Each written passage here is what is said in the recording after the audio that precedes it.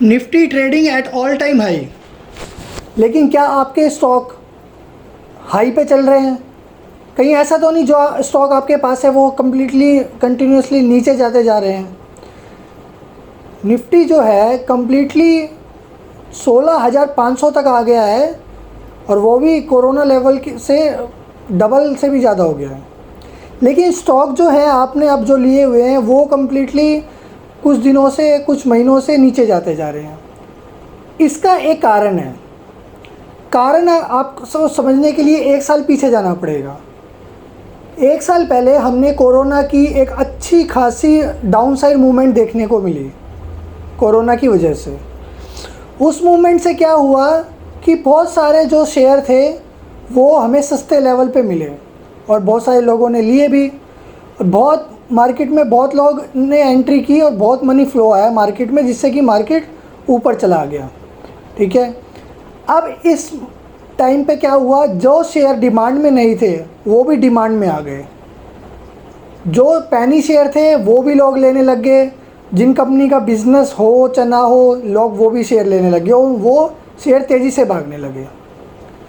बहुत सारे ऐसे शेयर थे जो 5 गुना 6 गुना 10 गुना भी हो गए अपने कोरोना लेवल्स से। ठीक है, तो अब क्या हुआ कि अब मार्केट जब 16,000 के आसपास आके सेटल हो गया तो वो शेयर्स अपनी वजह से नीचे आने लगे, क्योंकि मार्केट एक रेंज में था। मार्केट कंप्लीटली जो है आउट परफॉर्म नहीं कर रहा है। मार्केट चल रहा है तो धीरे धीरे चल रहा है और वो भी सिर्फ निफ्टी और सेंसेक्स चल रहा है, बैंक निफ्टी भी नहीं चल पा रहा है। हालांकि बैंक निफ्टी एक ब्रेकआउट रेंज में है, कभी भी उसमें ब्रेकआउट आ सकता है 36,300 के ऊपर। उसकी एनालिसिस मैं इंस्टाग्राम पे आपके लिए पोस्ट कर दूंगा। तो मेन क्वेश्चन ये है कि अब आपके शेयर नीचे आ रहे हैं तो अब आपको क्या करना चाहिए। देखो, अब मार्केट में होगा क्या, आपने जो शेयर होल्डिंग पे ले रखे हैं वो किसी न किसी रीज़न से गिर रहे हैं, चाहे वो कंपनी का रीज़न हो, चाहे उनका क्वार्टर रिज़ल्ट आया हो या कोई और रीज़न हो। लेकिन मार्केट जो है ऑल टाइम हाई पे है। आपने कुछ दिन पहले देखा कि स्मॉल कैप और मिड कैप इंडेक्स में थोड़ी सी प्रॉफिट बुकिंग देखने को मिली और आपके शेयर जो है 10-10% एक दिन में नीचे आने लगे। तो इसका क्या मतलब है कि अब अगर मार्केट में ज़रा सी भी करेक्शन हुई, मतलब मान लो अगर 2% 3% मार्केट अगर नीचे आ जाता है, ठीक है, 400-500 पॉइंट अगर निफ्टी अगर नीचे आ गया तो आपके शेयर, आपके पोर्टफोलियो वाले शेयर, ख़ास तौर से स्मॉल कैप और मिड कैप वाले शेयर बहुत तेज़ी से नीचे आएंगे। उसका एक कारण है कि ये शेयर बहुत ज़्यादा ओवर वैल्यूड है, क्योंकि ये शेयर हम देख चुके हैं पहले से ही 5 से 6 गुना हो चुके हैं। अब इन शेयरों में एंट्री करने का कोई मतलब नहीं है। हाँ, निफ्टी जो है 17,000 तक जा सकता है, लेकिन आप देख रहे हो कि स्टॉक्स में इतना मोमेंटम नहीं है। सिर्फ आईटी वाले शेयर ही ऐसे शेयर हैं जो ऑल टाइम हाई के पास खड़े हैं, वरना बैंक्स देख लो, आप फाइनेंशियल शेयर देख लो और फार्मा शेयर देख लो या कोई और सेक्टर के देख लो, ऑटो शेयर, ठीक है, सब अपने हाई से काफ़ी नीचे खड़े हुए हैं। तो अब अगर हमें मार्केट को अगर समझना है तो हमें एक चीज़ समझनी पड़ेगी, क्या हमें इस लेवल पर जब मुझे लग रहा है कि निफ्टी यहाँ से 4% 5% और जा सकता है, क्या हमें यहाँ पर अपनी फ्रेश इन्वेस्टमेंट करनी चाहिए? आपका पता नहीं, लेकिन मैं तो फ्रेश इन्वेस्टमेंट यहाँ पर नहीं करूँगा। उसका ये कारण है कि मार्केट जो है ओवरबोट है। किसी भी चीज़ की, किसी भी शेयर की, किसी वर्ल्ड मार्केट में किसी भी मार्केट की एक ऊपर जाने की एक लिमिट होती है। हमारे इंडियन मार्केट ऑलमोस्ट उस लिमिट पे आ चुका है। अब इस लिमिट पे आने के बाद मैं अगर फ्रेश इन्वेस्टमेंट डालता हूँ तो मुझे बहुत ज़्यादा लॉस होने के चांसेस रहेंगे, क्योंकि अगर स्मॉल कैप और मिड कैप इंडेक्स यहाँ से अगर 10 से 15 या 20% भी नीचे आ गया ना, आपके शेयर 30 से 40% नीचे दिखाई देंगे, और जो कि एक हेल्दी करेक्शन मानी जाएगी। लेकिन आपने एंट्री की है, आपको तो बड़ा नुकसान होगा।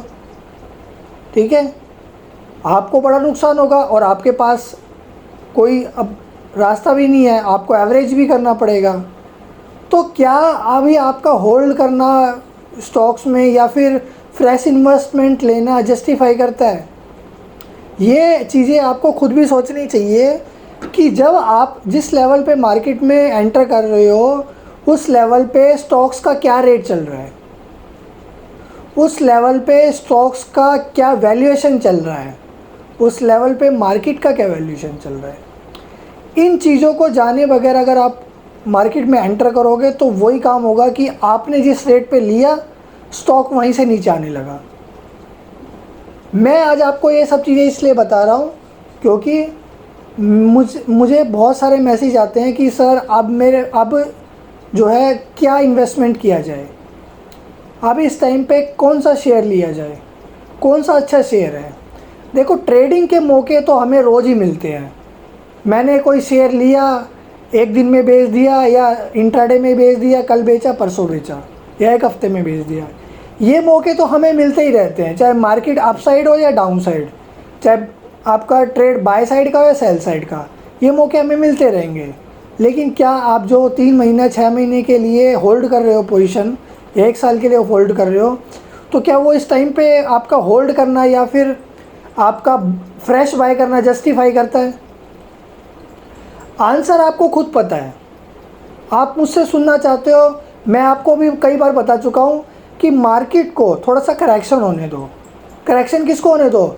इंडेक्सेस को थोड़ा सा नीचे आने दो, खास तौर से स्मॉल कैप और मिड कैप इंडेक्स को। Large cap index, blue chip stock देखोगे आप इतना ज़्यादा ओवर वैल्यूड नहीं हुए हैं, लेकिन ये स्मॉल कैप और मिड कैप इंडेक्स बहुत ज़्यादा ऊपर जा चुके हैं। और स्टॉक्स का तो क्या बताएं आपको कि कितने ज़्यादा गुना हो चुके हैं। और इस तरह के शेयरों में पैसे ना डालें जो share continuously circuit to circuit चल रहे हैं, चाहे वो डाउन सर्किट हो चाहे अप सर्किट हो। क्योंकि इन शेयरों में क्या होगा, मान लीजिए आज किसी शेयर में अप सर्किट चल रहा है और आपको उस शेयर में बाइंग इंटरेस्ट बन रहा है, लेकिन एक दिन ऐसा आएगा कि उस शेयर में डाउन सर्किट लगना चालू होएगा और आप निकल नहीं पाओगे। ये ऐसे शेयर जो है सबसे ख़तरनाक होते हैं, क्योंकि आप इनमें प्रॉफिट भी बुक नहीं कर पाओगे और एग्ज़िट भी नहीं कर पाओगे। तो इसलिए फ्रेश इन्वेस्टमेंट का वेट कीजिए और किसी भी शेयर में इन्वेस्टमेंट करने से पहले थोड़ा सा मार्केट को स्टडी कर लो।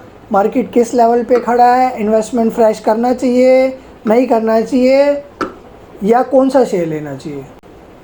Thank you very much.